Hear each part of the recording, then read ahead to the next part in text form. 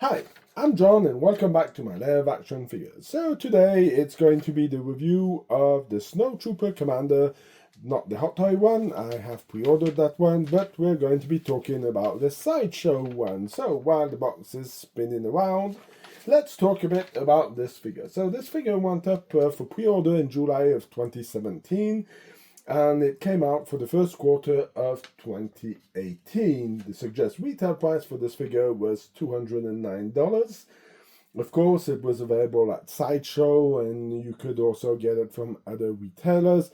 And this part was limited at 1,000 pieces. So this just put it as a pretty rare figure. So now that we give the spin, let's go for the unboxing, and I'm going to give you all my thoughts about this figure. Do I think it's a collectible figure? Does it have any value? What are my thoughts? And the difference between the different snowtroopers. So, just before unboxing the figure, just wanted to talk about the magnetic attach over here. And as you can see, if you move the figure around, you do have it. It's the more modern version of Sideshows. Instead of getting a descriptive with some explanations, and like you see when you was turning the box around, you would have, of course, some information, but sadly there is no information regarding this figure. Now, of course, you could say, John, why are you deciding to unbox this figure while the Hot Toy one will be coming out pretty soon if you ordered it from Sideshow? Why are you wanting to take this one out due to the fact that it's limited at 1,000 pieces? Well, as you know, I'm an army builder, and as an army builder, well, I do like to have some extra figures to go around, and having two commanders is always an interesting touch. So as you can see, not much to go around in the box, so we're going to move this out of the way because we're not going to need it. And of course, like all the Sideshow stuff, this does not come with a seal, so we're going to be removing the two parts of the box. And let's start by removing this part over here and having our Snowtrooper. So I'm going to be taking this guy out of the box. Of course, he does have a lot of little bits of pieces of plastic. Let's remove this stand. Of course, we also have this little part over here. Not to forget anything else. No, that's going to be it for this box. As you can see, exactly in the same way as the Hot Toy one, well, you're not getting much stuff with it. Now, of course, going to be going into certain details about the figure and talking about certain maybe missing parts about it. Oh, wow, they did have a seal over here. Doesn't happen very often, but sometimes it does. So we have the DL44 blaster, and over here we have the E11 blaster that we'll be having a closer look, the stand that goes with it, and the different gloves. Hands, of course, like I said in my thoughts about it, Hot Toys was a bit more generous than our friends at Sideshow and gave us a bit more of something to go with this figure. So I'm pushing all of this back, and now we're going to be having a closer look at the figure itself. I could remove this extra packaging over here so that we can have a clearer look at the stand. Of course, the stands are the basic ones, and here it is. So you have a little Star Wars logo on the back. Could have been nice to have something over here, and of course this just fits in pretty easily, so nothing really special about it. Again, for me, this has some missing parts, because for the ones who remember the figures like Han Solo or Luke Skywalker. So, before going any further, just wanted to push our Snow Commander out of the way, and I wanted to show you over here. As you can see, you get some snow base, and you have it both on Anakin Skywalker and on, what's the name of it, and also on Luke Skywalker from Hoth. So, I think that part should have been included in it, because I don't understand why for you couldn't give us this. The basic sock is the same, so this does not make sense at all that you're not giving me this extra part that could have been included with it. And I can understand that may have justified a bit of a higher price, but still, I think that would have made a lot of sense. Now, let's start by the equipment. Of course, everybody knows this goes behind and attaches over here. And you see, very simple. Afterwards, like I said, we have the DL-44 blaster. So of course this is the same one that Han Solo has, or a very similar design to it. Some pointing out, but again, this is exactly the same blaster that Harrison Ford has as Han Solo, and it's not the only one who's using it. For a figure that came out such a long time ago, the weapon itself is pretty well detailed. Could have deserved a little bit more of some weathering on it. Then afterwards we have the blaster over here, and this one does have a bit of scratches, which seems a bit weird because he does not have much dirt on him, and that will not make really sense due to the fact that he's a commander. Then he must be holding and hanging out with General Veers in the AT-AT and giving his snowtroopers the order to go and kick some butt. So, as you can see, we're going to have a closer look at the gloves, and we're going to finish by the trooper himself, or the commander. And as you can see, there's some pretty neat details with a little extra maybe a communicator or some kind of little accessory on it. As you can see, this is a pistol hand. This is the one to hold the blaster under. Then we have another hand who's also a bit open. What I really like with Sideshow comparing to Hot Toys is we get the peg in every hand, and they're a bit thicker, so that does help out. So if you look, the gloves are not so grayish compared to the ones that Hot Toys did. So that's something that is worth having a look at. And over here is our figure. So as you can see, we're going to be starting by the boots. The boots don't seem to have the same flexibility and are very rigid. Of course, we do have the cape. We have the blaster pistol, who seems to be made out of a bit of leather, or maybe more this fake leather, so that's going to be interesting to see how it's going to last. Of course, we have the standard look of the commander over here, and as you can see, some people were pointing out that this should be green. Now you're going to see appear in your right hand side corner, we're going to take the full screen, is a picture I took from The Empire Strikes Back.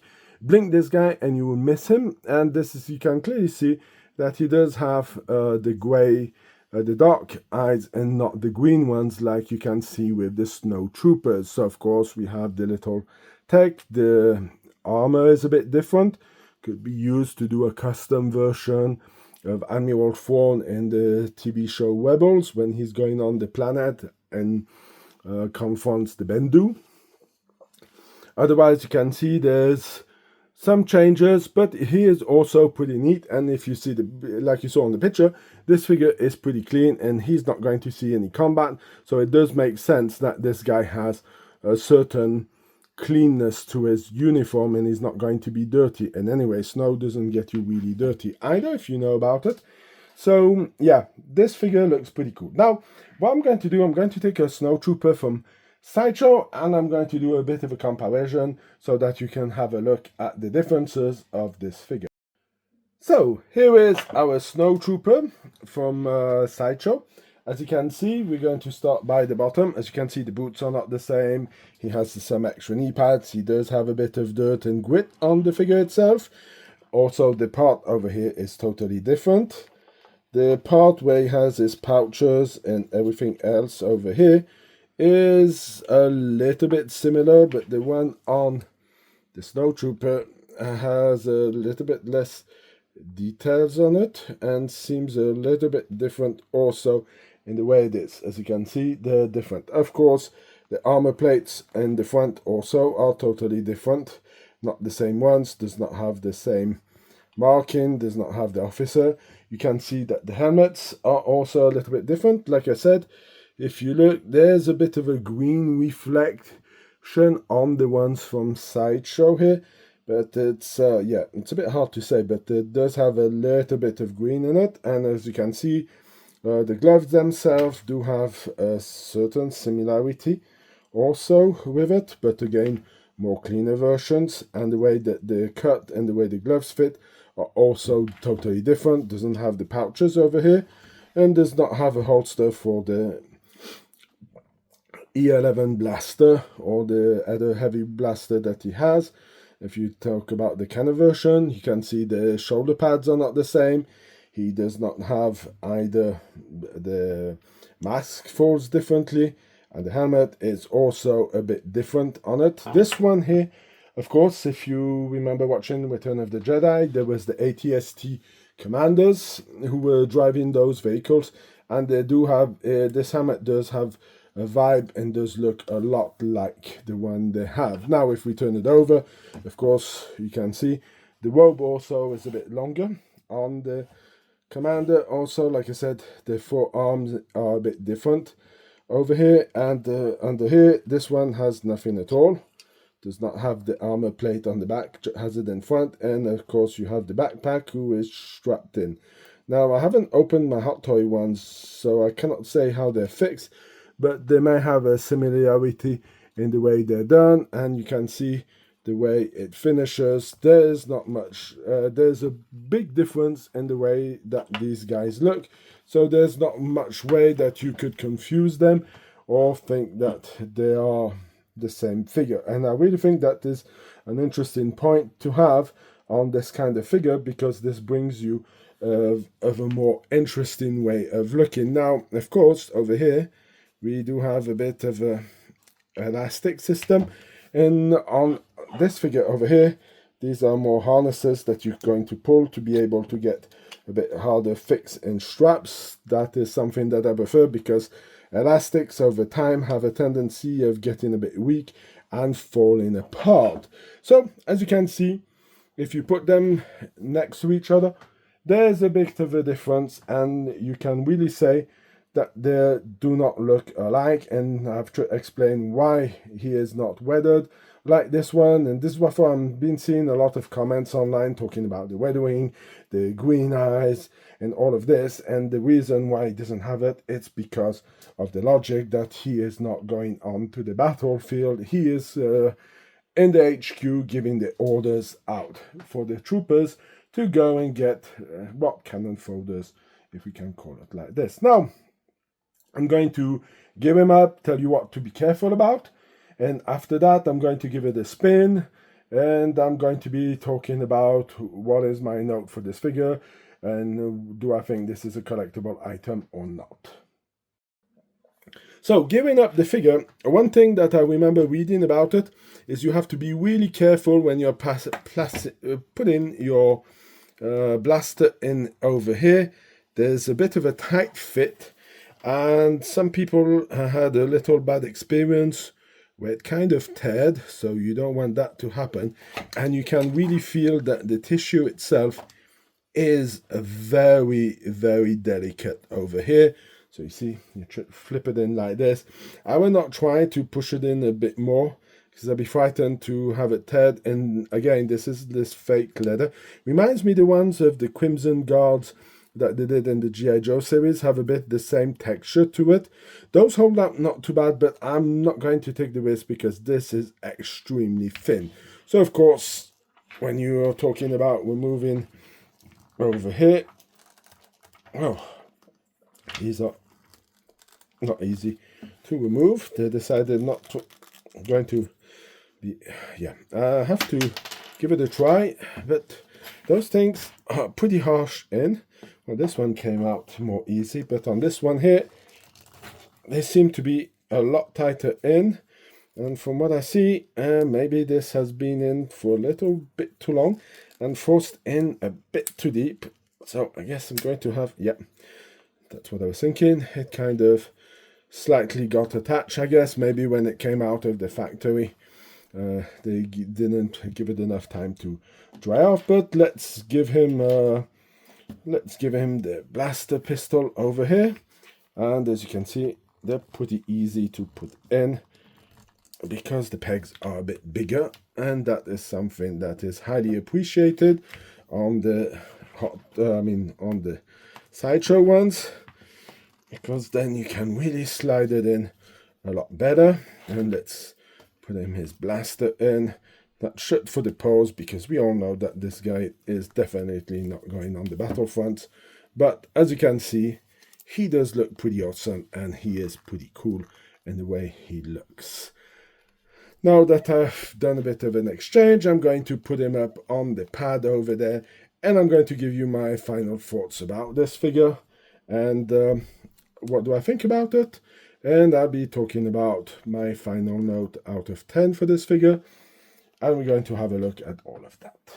So here we are for my final thoughts. I'm going to give this guy a little spin. As you can see, I added some regular Snowtroopers to go with him and a little bit of accessory from the EB cannon that was made by Sideshow. Also, I have it somewhere in storage, but then you can admire him under the different poses and you can see his gear. Now, let's go on to the part of, do I think this figure is a collectible item? And the answer is yes. The reason why I think this figure is a collectible item, it's because it was limited to 1,000 pieces, and let's say Sideshow, contrary to Hot Toys, has a tendency of not re-editing or doing 2.0 figures as much as the ones that Hot Toys does. So I think this figure does keep and have a certain value due to the fact that you know that you're not going to be getting any extra. Now, of course, in this one, I didn't get any certificate saying that this one was number X of 1,000. So this is, again, I have to take trust Sideshow for this. So this is something that I do have a little bit of an issue. But yeah, the collectible part of this figure is definitely a yes.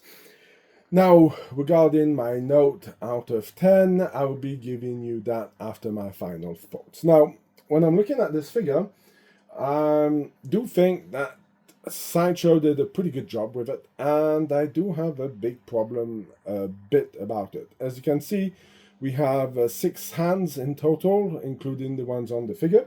And as you can see, the other Stormtroopers or Snowtroopers do have all the extra hands and a ton of different hands like the Clone Troopers got from Sideshow. And I would have liked to see some more pointing fingers, some other gloves that would match up and who would be there to give this more kind of emblematic way of pointing out or giving certain orders would have made a lot more sense. Like I said, the weathering does not disturb me at all and has nothing to do on this figure because he is always behind or he's going to come after the battle is finished. And yeah, afterwards, the fact that he doesn't have them, but afterwards we have relaxed hands, we have fist hands, who I don't understand the reasoning behind the fist hands because he's not going to be fighting that much, but it's nice to have them. And then afterwards you have the blaster hand, and they're the one to hold it, like you can see the Snowtroopers are holding. So yeah, it is pretty hard to say that they could have given more. Now, of course, I did point out, like I said, with the Han Solo that I have for sale, the base, they could have put some snow on it. And I think this is something who is clearly missing.